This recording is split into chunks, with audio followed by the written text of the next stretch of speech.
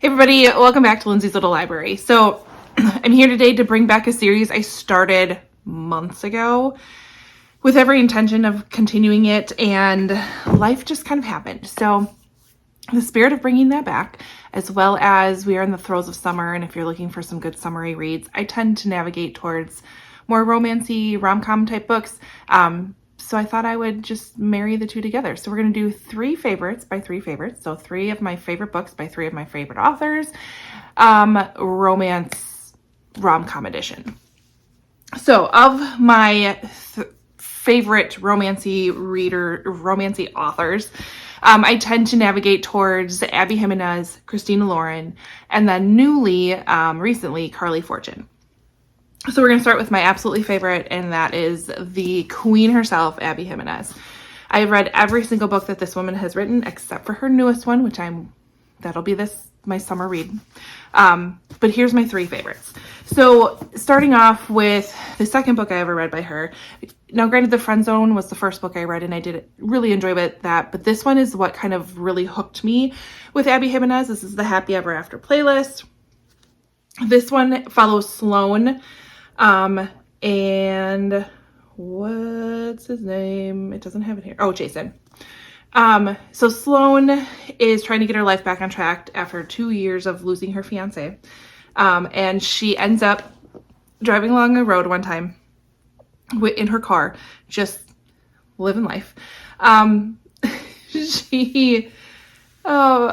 I'm pretty sure it's this book. She's at like a stop sign or stoplight, and this dog is running and ends up like basically coming in through the sunroof of her car. And she's like, okay. They kind of look at each other, and she's like, you're adorable. I'm going to take you home with me before something bad happens. And so she tries to get in touch with the owner. She leaves multiple messages, basically saying, you need to call me back. You need to let me know. And as this is happening, she's keeping the dog at her house, and she's slowly falling in love with this dog. And finally, I had the wrong one, not Jason. The name of the dog is Tucker. So finally, Tucker's owner, Jason, reaches out. He's a musician on tour in Australia, but he wants Tucker back. She's not about to give up her dog now because it's been so long. If this guy really likes his dog, he can work for it. And so they have this correspondence through text messages, which I believe are in here. Yeah. As you go through, and the banter and the flirtiness is so amazing. It alternates between Sloan and Jason's point of view, so you get both sides of things. And it was really sweet. I still remember listening to this book, and I absolutely fell in love with it. My next favorite by her is Part of Your World. This one's so great. This one follows 2 characters. We have Alexis, who is an ER doctor, lives in the big city. And then we have Daniel. He's more of the country guy. And she ends up, how did they meet?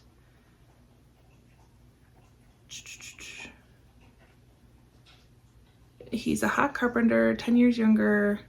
As they, I forget how they meet, but somehow their worlds collide. And Alexis, who's the city girl who has all these expectations on her as being this doctor, she's basically slated to be like the chief surgeon. Does that make sense? No, I don't know. She has a really huge future in front of her, a lot of pressure from her parents. And she ends up meeting Daniel, who is very laid back, very like go with the flow, very much a country guy. He is helping a baby goat, I guess nursing it back to health. This little baby goat that follows him around. And their worlds collide, and she finds some solace with him, and he is absolutely enamored by how amazing this woman is. Again, I believe we're alternating perspectives in here, because Abby's really good at that. Must have picked the longest chapter. Yeah, alternating perspectives between the two. How does it work out? Will it work out? All of that fun stuff. Loved that one as well. And then another one I absolutely loved, Yours Truly. This one follows Brianna, and her divorce is just about finalized. Her brother is looking for a kidney donor. And she is meeting this new doctor that's working at the hospital. These two are connected. So like Brianna and Alexis work together at the same hospital. That's kind of how Abby's books tend to go. You can read them individually, but they're companion novels. So Brianna meets this new doctor that's there, and they're not really getting along that great. It's just their first impressions aren't working. They're not gelling together until Jacob decides to send Brianna a letter. And it's a really good letter. And it kind of shows who Jacob really is a little bit more. Plus, Brianna is dealing with her brother and the kidney donation. It's just the sweetest. It is the sweetest. And I think there's the letters. Yeah, the letters are in here too. Alternates between Jacob and Brianna. This has a representation of anxiety, like to the T.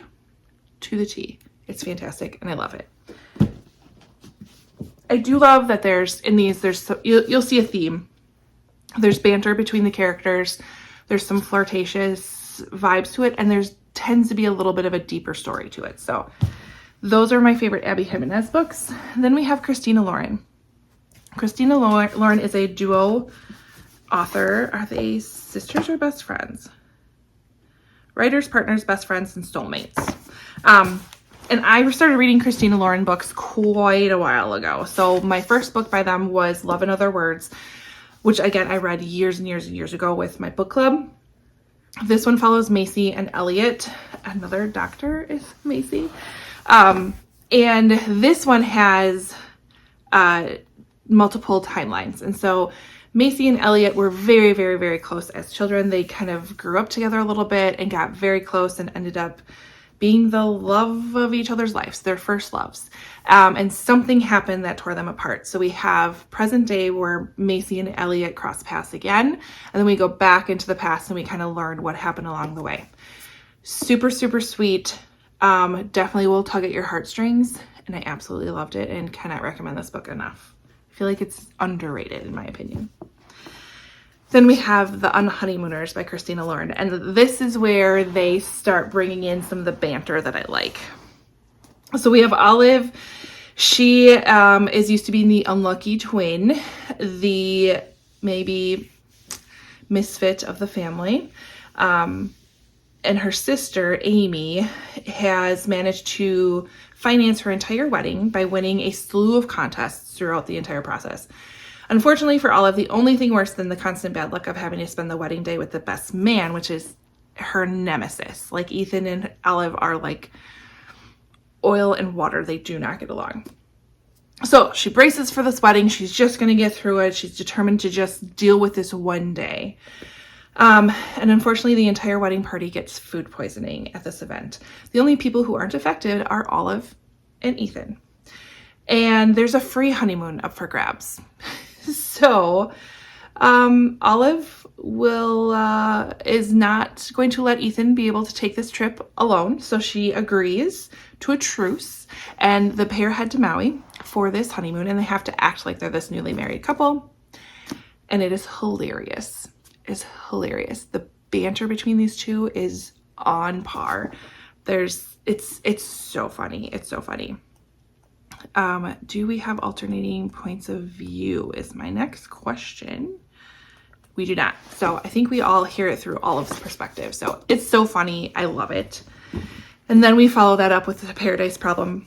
This one I just read, and we are kind of on equal playing field. So if you loved Unhoneymooners, you will love Paradise Problem. We have the same kind of mixture of a couple who is together, who hasn't normally been together, add in some good banter and some good flirting and a wonderful location, and we have a wonderful book. So this one follows Anna and Liam. Anna and Liam got married when they were in high school to take advantage of family housing and to kind of save some money. It was a marriage of convenience, per se.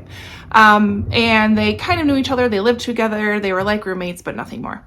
5 years later, Liam figures out that there's some major money on the line, and they have been married this entire time. And he's been kind of holding up this front in order to get access to his trust fund. And he is kind of backed against the wall and is pretty much demanded by his family to show his wife at this upcoming wedding that's happening on this beautiful island.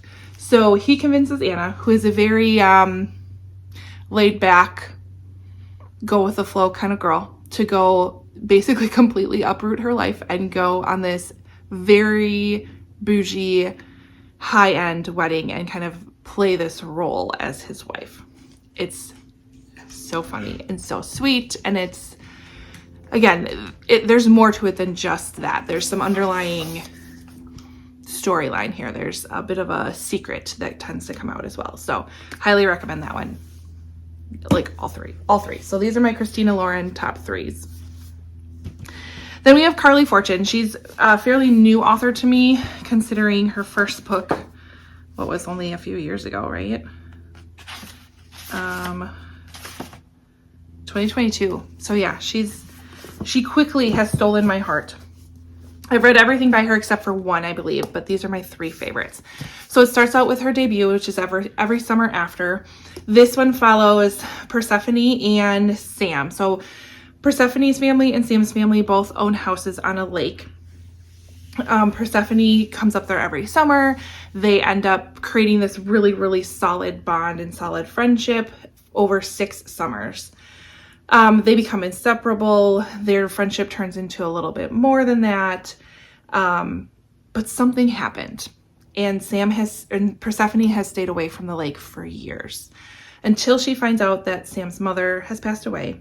She can't ignore this connection and how much she has absolutely loved this woman for such a long period of her life. So she decides to return to the lake and maybe reconnect with Sam and heal some bridges. So this, I'm trying to think of, yes, there is multiple timelines in here. So we go back and forth between now and then what happened during those 6 summers in the past. Love this book. And once you read this book, then you need to pick up this book. This is her newest one, One Golden Summer. This one follows Sam's brother, Charlie, and takes place again at the same lake. We have Alice now this time coming up to the lake with her grandmother, which I love her. Alice and her grandmother are such the duo. She reminds me so much of my grandmother, this very independent, wise, smart aleck at sometimes. It's so fantastic. So Alice brings her grandmother to the lake to recuperate from, I think it was knee surgery, and ends up meeting Charlie. And there's an instant connection there, but Charlie is very like standoffish, this isn't going anywhere. We're just friends, but there's such a deeper connection and flirtatious vibes to it. And you kind of see where things go from there. This is absolutely one you have to pick up. And I absolutely loved it. Then the last one by Carly Fortune that I really, really loved is Meet Me at the Lake. This one again takes place on the lake. These are all Carly Fortune books tend to take place on a lake. So they're great for reading at the lake, like I tend to do.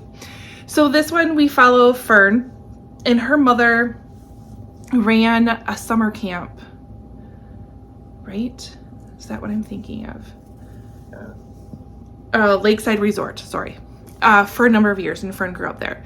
And while she was there, she met a man named Will, and they spent 24 hours together, but it was one of those like 24 hours where they just connected on a different level. They really learned so much about each other. They learned about each other's dreams and hopes for the future and plans and secrets and everything. The timing was just wrong. Will was on his way back home. She lived at the lake, and so they made a promise that next year we will meet at this same spot. Fern showed up and Will did it. Fast forward a number of years, and Fern is actually running her mother's lakeside resort, something she said she would never ever do. She's trying to kind of bring it back to life. And to her surprise, Will shows up after 9 years.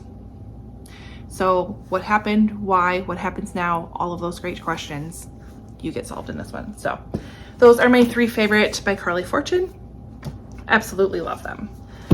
So if you hopefully have found some inspiration from this video, if not, just to pick up a good summery rom-com set at a lake or read it at the lake or whatever you want to do.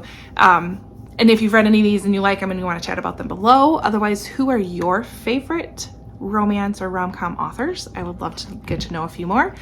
And if you don't necessarily have any of that to share, please put a sunshine or beachy or palm tree emoji in the comments.